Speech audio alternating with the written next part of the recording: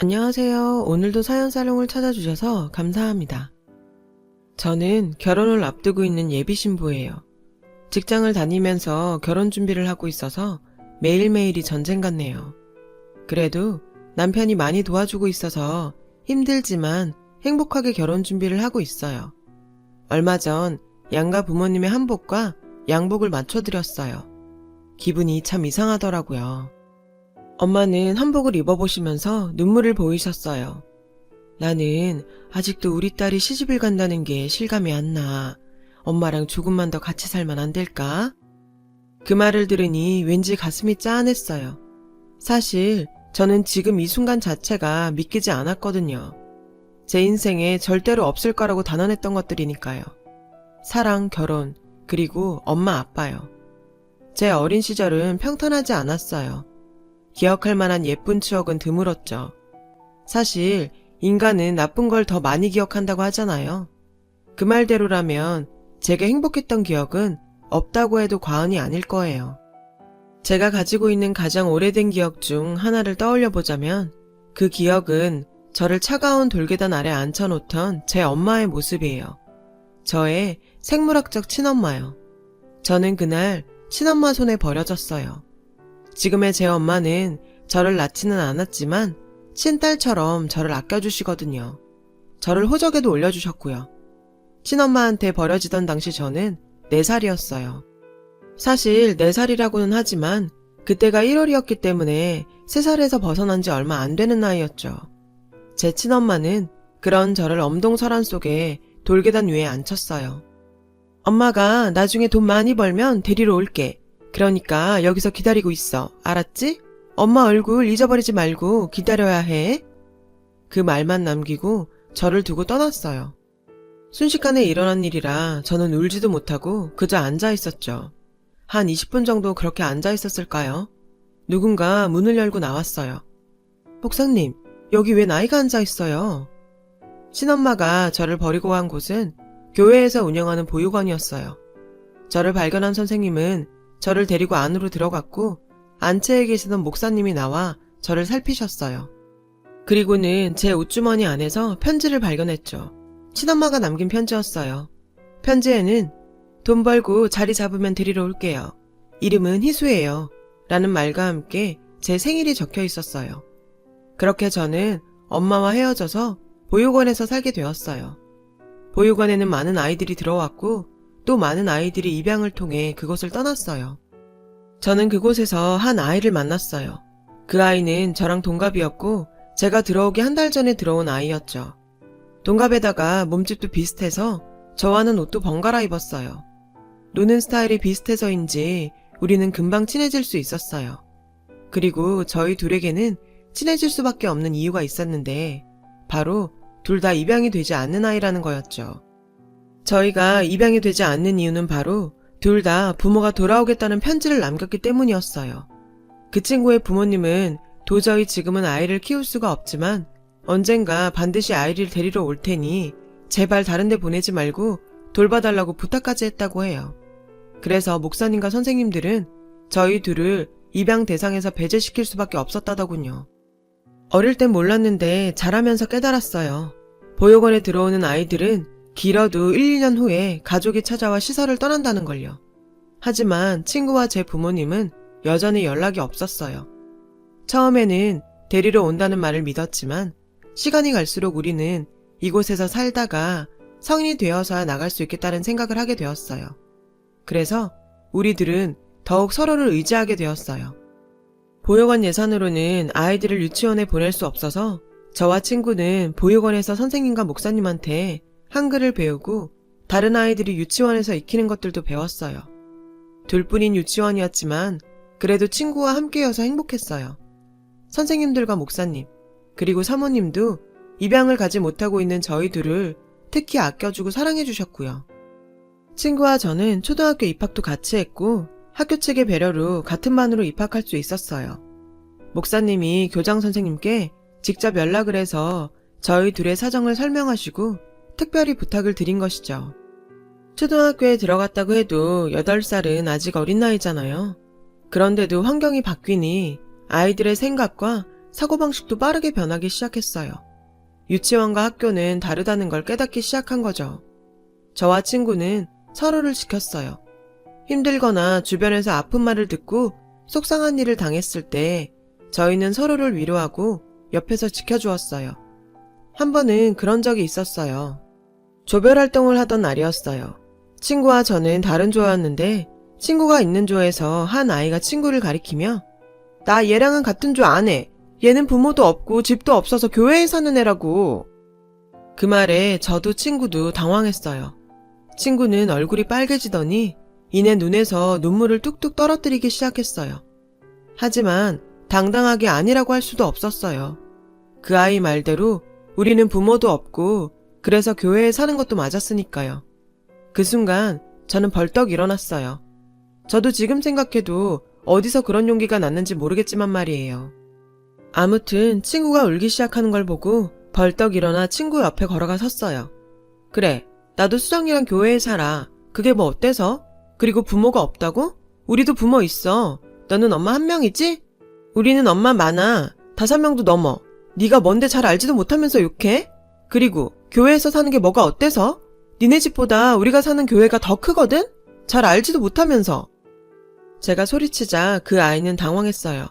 아마 친구가 보육원 아이라는 건 듣고 저도 보육원에서 산다는 건 듣지 못한 것 같았어요. 친구는 울음을 멈추지 않았고 선생님이 진정시키고 나서야 멈췄어요. 그 일이 있고 난 다음부터 저와 친구는 쌍으로 찍혀서 아이들의 눈총을 받아야 했어요. 부모 없이 교회에 사는 애라는 딱지가 붙어서 아무도 저희와 놀아주지 않았어요. 심지어 교회에 다니는 애들마저도요. 저희 보육원은 교회와 걸어서 8분 정도 되는 거리에 있었고 저희도 일요일마다 그 교회 어린이 예배에 참여했어요. 하지만 그 일 이후엔 어른 예배에 갔어요. 초등학교를 다니는 동안 저희에게 붙은 보육원 아이 딱지는 떼어지지 않았고 그게 저와 친구가 서로를 의지하는 계기가 되었어요. 사실 아이들이 심하게 괴롭히거나 왕따를 시킨 건 아니에요. 가끔 대놓고 신경을 건드리는 경우는 있었지만 그럴 때면 제가 사납게 달려들었고 금방 꼬리를 내리더라고요. 아이들은 저희가 다른 환경에서 사는 게 보이지 않는 벽을 만드는 것 같았어요. 그래도 저희는 괜찮았어요. 서로 의지하면 됐으니까요. 친구 여러 명 두면 뭐해? 진짜 친구 한 명만 있으면 되지. 하면서 우리는 항상 붙어 다녔어요. 그렇게 초등학교 생활을 마친 우리는 같은 중학교에 진학하게 되었어요. 중학교에 가면 공부도 어려워지고 고등학교 생각도 해야 하니까 둘이서 더 열심히 해보자고 얘기했었죠. 그런데 뜻밖의 상황이 벌어진 거예요. 저는 아직도 그날이 기억나요. 중학교 입학을 앞둔 2월이었어요. 친구와 저는 선생님들이 주신 용돈을 모아서 밖에서 점심을 먹고 들어왔어요. 막 보육원에 들어섰는데 선생님들이 한 곳에 모여 계셨어요. 한눈에 봐도 무슨 일이 있다는 걸 알 수 있었어요. 어머, 저기 오네요. 수정아, 희수야, 이리 와봐. 선생님이 저희를 발견하고 부르셨고 저희는 사무실로 들어갔어요. 사무실에는 목사님이 계셨고 소파에는 부부로 보이는 남녀가 앉아 있었어요. 여자는 저희를 보자 소리쳤어요. 수정아. 저는 놀란 눈으로 친구를 바라봤죠. 친구는 놀란 눈치였어요. 그 여자는 수정이에게 달려와 끌어안고는 서럽게 울기 시작했어요. 저는 영문을 모른 채 벙찐 표정으로 서 있는데 선생님이 제 곁으로 다가와 속삭이셨죠. 수정이 부모님이셔. 그 말에 저는 깜짝 놀랐어요. 지금껏 친구와 저는 부모님이 찾아올 거라고는 생각지도 못했었거든요. 지금껏 단 한 번도 연락이 없던 탓에 살면서 친부모를 만날 일은 없을 거라고 생각했으니까요. 친구 부모님은 친구를 꼭 안으시고는 울면서 그러더라고요. 아빠 엄마가 너무 늦었지. 미안하다. 이제 우리 수정이 엄마 아빠랑 같이 살 수 있어. 아빠 사업도 예전처럼 다시 일으켰고 이제 우리 식구 행복하게 살 수 있어. 보육원은 거의 축제 분위기였어요. 데리러 오겠다고 하곤 아이들을 두고 간 부모는 열이면 열 오지 않거든요. 목사님은 그동안 고생 많으셨다며 수정이를 위해서라도 잘된 일이라며 기뻐하셨어요. 하지만 저는 마냥 기쁠 수만은 없었어요. 친구가 가고 나면 저만 혼자 남게 되니까요. 친구도 그걸 알기에 짐을 싸는 내내 울먹였어요. 미안해, 희수야. 내가 너무 미안해. 친구는 내내 미안하다고 했어요. 솔직히 친구가 부러웠어요. 부모와 함께 살게 된 게 질투도 났고요. 하지만 속마음 그대로 말할 순 없었죠. 뭐가 미안해. 그런 생각하지 마. 다 잊고 엄마 아빠랑 행복하게 지내. 저는 애써 씩씩하게 말했어요. 그런 제게 친구는 전화도 자주 하고 자주 찾아올게. 그러니까 나 잊으면 안 돼? 친구는 울면서 말했고 저는 알겠으니 걱정 말라고 했어요. 친구가 떠나고 저는 이불 속에서 한참을 울었어요. 목사님이 제 마음을 아셨는지 들어오셔서 저를 꼭 안아주셨어요. 그리고 얼마 뒤 친구가 미국으로 떠난다는 소식을 듣게 되었어요. 식구들과 함께 미국으로 이민을 가기로 했다는 소식이었죠. 그 소식에 저는 밥도 안 먹고 울었어요. 그런데 보육원 선생님들이 기적이라고 하던 일이 또 한 번 일어났어요. 바로 제 친엄마가 저를 찾아온 거예요. 어느 날 선생님이 흥분한 모습으로 저를 불렀고 저희 엄마가 왔다고 했어요. 수년 만에 다시 만난 친엄마는 저를 보자마자 그러더라고요. 희수야, 엄마가 데리러 온다고 했잖아. 이제 엄마랑 같이 사는 거야. 친엄마의 담담한 태도에 저는 놀랐어요. 일전에 왔던 수정이 부모님과 달리 헤어진 지 며칠 안 된 사람 보는 것 같았거든요. 배웅 나온 목사님과 선생님들은 모두 자기 일처럼 기뻐해 주시며 부모님과 함께 행복하게 살라고 하셨어요. 그렇게 저는 얼떨떨한 기분으로 친엄마를 따라 나섰어요. 친엄마와 함께 간 곳은 어느 빌라였어요.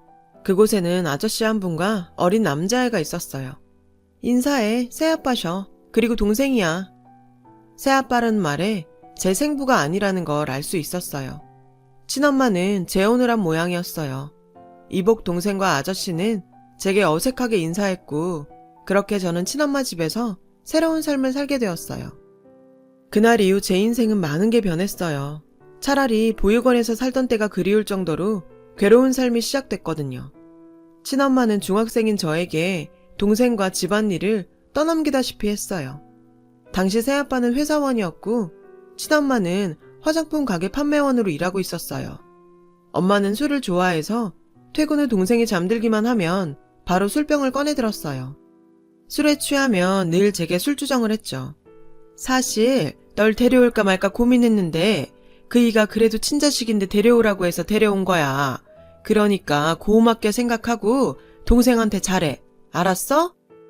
저 사람이 정말 내 엄마가 맞을까 싶을 정도였어요. 친엄마의 술주정을 들을 때마다 서러운 마음뿐이었죠. 제가 볼 때는 새아빠와의 관계도 그리 좋지 못한 것 같았어요. 다투는 모습을 보는 일이 잦았거든요. 그래도 새아빠는 삐뚤어진 사람은 아니라서 저와 동생에게 신경을 써주었어요. 동생 때문에 친엄마와 헤어지지 못하는 것 같았어요. 저는 먹고 잘 수 있는 집이 있다는 사실에 만족하자 생각하며 견뎠어요. 어린 동생도 잘 돌보았고 나름대로 공부도 열심히 하면서요. 그러면서도 친구와 함께 지냈던 시절이 그리웠어요. 저는 친구 생각에 다른 친구들과 잘 어울리지 못했어요. 학교 친구들과 어울릴 때마다 친구의 빈자리가 너무 크게 느껴졌거든요.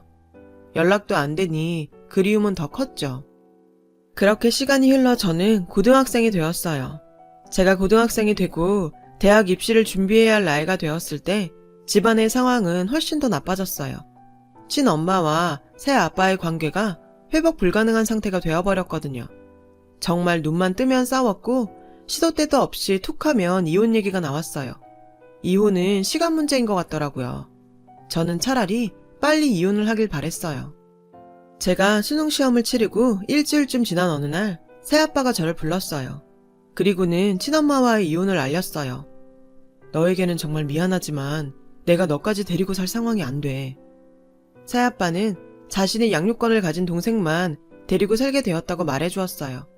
이해했어요. 저는 찐딸도 아니고 솔직히 새아빠도 넉넉지 않은 형편이라 저를 책임질 여력이 안 됐거든요. 대신 내가 동생 데리고 나갈 테니까 넌 그냥 여기서 엄마랑 살면 돼. 저는 새아빠한테 그동안 감사했다고 말했어요. 며칠 뒤 새아빠와 동생이 이사갈 날이 결정되었어요. 이혼도 거의 마무리되어 갈 즈음이었죠.